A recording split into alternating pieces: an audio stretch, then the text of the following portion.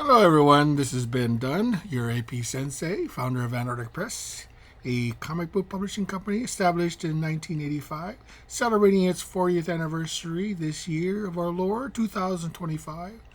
Creator of such comics as Ninja High School, Marvel Mangaverse, Warrior Nun, Mighty Tiny, Tomorrow Girl, and the list goes on. So, recently I was perusing Facebook. Yeah, what can I say? I'm a boomer. And came across a post where someone had said that you know if publishers do not pay artists $60 minimum a page for pen and inks artwork, then anything lower than that is an insult. Well, this took me aback a little bit. This is really, if I don't pay as a publisher $60 a page to an artist minimum, okay, but he did use the kind of, unless he's like just starting out or or something else like that, then it's an insult. Well, to be honest, that guy's going to get a lot of insults.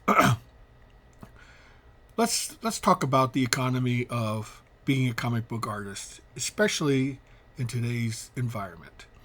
Now, it used to be, back in my day, that comic book publishers paid a page rate, yes, because it was understood that it was a job. It was a work for hire. Anything that creator did would be owned by the publisher. That's why most of them paid a page rate, because they knew that they were not going to own what they created. It was understood. However, as time went on and publishers and creators came at loggerheads because publishers were taking advantage of their ownership of certain IPs and making some bank on it, making some real money. Making movies, doing merchandise, especially, in Marvel and DC. Now, most small publishers, they don't have that kind of reach, But Marvel and DC, they were the big dogs in town, so they knew they had that kind of reach. And they exploited it, to the end. And they never gave a second thought to the creator, because, once the artist was done with a project, he just moved on to the next project. It was one and done. That was it. It was assumed that you had no more further claim on the character or a story. That has changed, of course. With the direct market and direct to consumer, creators can now make things on their own and own what they create. The thing is, the very idea is that as a publisher, you set what you can afford. And you hire people who are willing to accept what you're willing to pay. There's an old saying, yes, I can promise you the moon on page rates, but the thing is that will you get paid? I could, as a publisher, I could pay someone $1,000. I could promise. So promises are nothing. Okay. The old saying is that a bird in the hand is worth two in the bush is very true in comic books.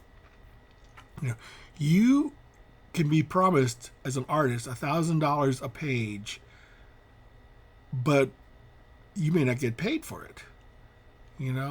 Another publisher could offer you, $100 a page, but he'll pay you. Which is what you would prefer? What would you prefer? To be promised to be paid or to be paid. Now, publishers, especially comic book publishers, work on very thin margins. One of the biggest expenses in creating a comic book is paying an artist. In fact, I would almost hazard to think that it's probably the most expensive aspect, because you're creating something from whole cloth. You have to create the product. It's just like anything else. You have to make it in order to sell it. And that's true to comics to 100%. So the page rate is, for small publishers, a death knell. Honestly, I'm going to be honest with you. I'm going to be straight and upfront. If unless you think you can afford it, then page rates are now, if you're an individual creator and you can't draw and just wants to hire an artist, fine, that's fine. You're hiring someone to do your work. You're going to own it unless you make some sort of back end deal with the artist saying that you own part of this creation. If you're a creator who can't draw, now because it's understood that it's work for hire. Now, there's a difference between work for hire and being doing a creator-owned project. Work for hire is somebody hires an artist and pays them, an agreed amount, and he does the work.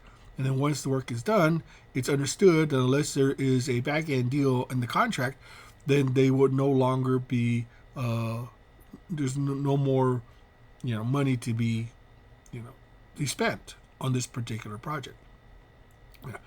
And the thing about it is that things have changed in terms of being able to hire artists. I think this person doesn't understand that the world now is at your doorstep. It used to be back in the 70s, 80s, 90s, as far back as when comics were concerned, is that you had to hire local. You had to use local talent. You had to hire people that you could meet at conventions, who send in portfolios and things like that. That's no longer the case. It used to be Marvel and DC went out on talent searches. They no longer do that. They come to you. Okay, you don't go to them anymore. They come to you. They look at your stuff and then they contact you and they ask you if they want to work on, a particular project. It's flipped, as far as Marvel and DC is concerned. That's sad because one of the things that you can do is understand the creator's demeanor, and get to talk and know that creator so that when you work together, there's an expectation of what you're going to be doing. That's no longer the case. Now, I'm sure editors in Marvel and DC, I don't know this for a fact, editors in DCs, they peruse, the internet and look for artists that they feel they can need to do a particular project, and they contact them directly, and they can do that. And they can go to any country on earth to do that. And the thing about it is, if people can contact artists from any country on earth to do it, then the disparity in page rates can vary widely. What's what's a good rate here may be a tremendous rate in Singapore, Manila, or in India or someplace else like that.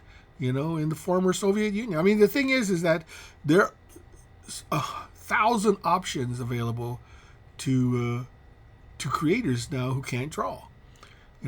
I could post an ad online and I would get over 100 submissions, people who wanting to willing to work with you, and get all various page rates. It's really up to what you're looking for, the level of talent, and how much the publisher is willing to pay. And that's the end be all end. The thing is, there is no minimum page rate, none. To say that $60 is the minimum is naive, and foolish. Okay, because then you have that expectation that artists are going to be wanting $60 page rate, and they're going to be pricing themselves out of the market. Especially for those people who are looking for particular. Now, you have money, great, spend as much as you want. But I will tell you, in almost 99% of publishers going out of business is because of page rates. You look at all publishers who've gone out of business, one of the biggest liabilities they had was paying people for their work. So you have to temper expectations. You have to go by the level of what you think your value is worth. One thing about publishers want to do is they want to know how much it costs to hire a artist. They don't like surprises. If you're an artist and you charge $100 a page, then advertise you charge $100 a page. I think a lot of them don't do it because they expect the publisher to offer more. But they don't do that. Publishers are a stingy lot. I guarantee it. They are going to try to find the best talent for the lowest amount of money. That's just a simple fact of the matter is.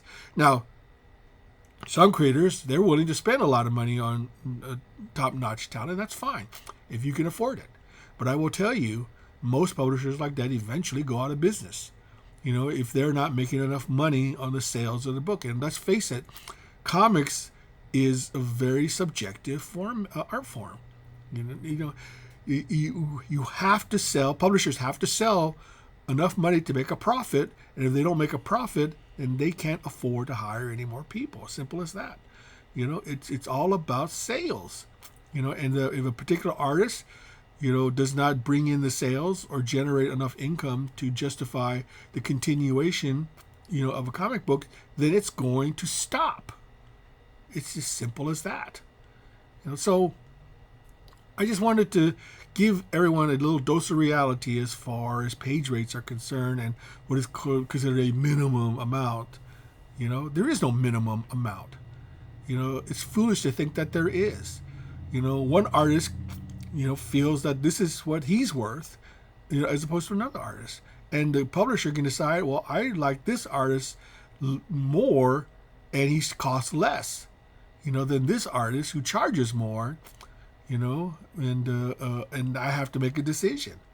And believe me, there are plenty of comic book artists who want to work. We're in a oversaturated market because right now the comic book industry is in chaos. My only advice is that if you are a comic book creator who can draw, is just do something on your own, to create something on your own. You control it 100% and you benefit 100%. There's no reason to work for another publisher unless you just simply want to make extra cash working for another publisher, another creator. Simple as that. So I hope that, I don't want to poo-poo, this guy's post, but I have to say, honestly speaking, it's a very naive and ill-informed post. And I think a lot of people are going to get the impression that this is what they should charge publishers, when in reality, the publisher can easily go and find someone who will work for way less than the stated, page rate that was posted, and they will get, but there's also the you get what you pay for type situation. A lot of artists feel like if they don't get a certain amount of page rate, it's not worth it to them to actually do the work. And there's that problem too. And then what happens to the publisher if he does do this page rate and the artist is late? Does he penalize for that? What if the artist does in subpar work? Does the publisher have any say in that? What if the artist's work does not sell? Does the artist take a penalty for that? No. You see, it's one of those things where the publisher is taking the risk, and the artist is expected to be paid no matter what. So it's a very slippery slope, and I just want to give you a little dose of reality as to how the comic book industry kind of works on that level. Because I've been publishing for 40 years, and believe me, I've seen all incarnations of creators, and artists and publishers and how they operate. It's, to me, publishing is, unless you're one of the big two with lots of history and money behind them, is a very, very tricky situation. Now, APS, it's been around for 40 years, but we've danced with a lot of, very, very on the brink of the edge of extinction, let's just say. But we've always pulled through because we knew how to manage our money, and we knew that one of the things that was the death knell for any comic book publisher was page rates. Now, the exception to that is that when we create projects based on our own IP, I pay page rates to artists for projects that I create and work on, and I don't have the time to draw myself. Or I just simply want to hire somebody because I like the guy and he needs work, and he does it at a reasonable rate, and I've worked with him before, and we agreed on a page rate. Sometimes it's if the guy doesn't like my page rate, then I say, well, okay, that's fine, let's move on. I'll move on to somebody else who will do the work at my page rate. So anyway, I just wanted to get that off my chest and to let you know how things operate and just give you a little dose of reality. Now, things might change later on down the road, but I doubt it. You know, with the advent of AI, and I hate to say it, but it's true. You cannot deny reality. It's here. You know, and more people are going to be using it as it gets better and better and cheaper, you know, to create what they want, because an AI will not complain.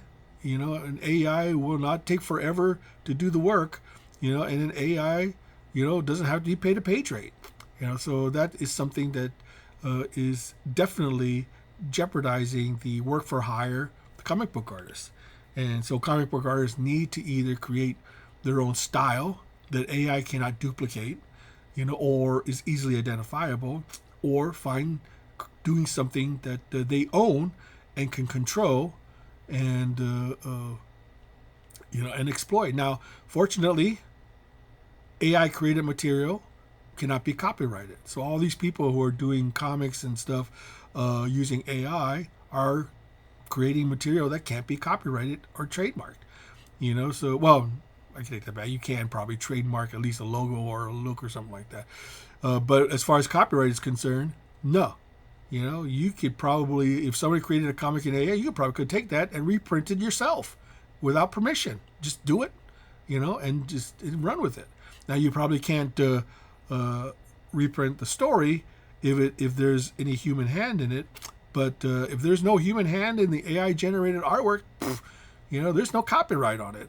You know, until something legislation passes. Now, it's possible that Congress may pass laws that allow people to copyright AI generated work, or it's possible that Congress may pass the laws that say no, AI is not copyrightable unless there's a human hand involved in it.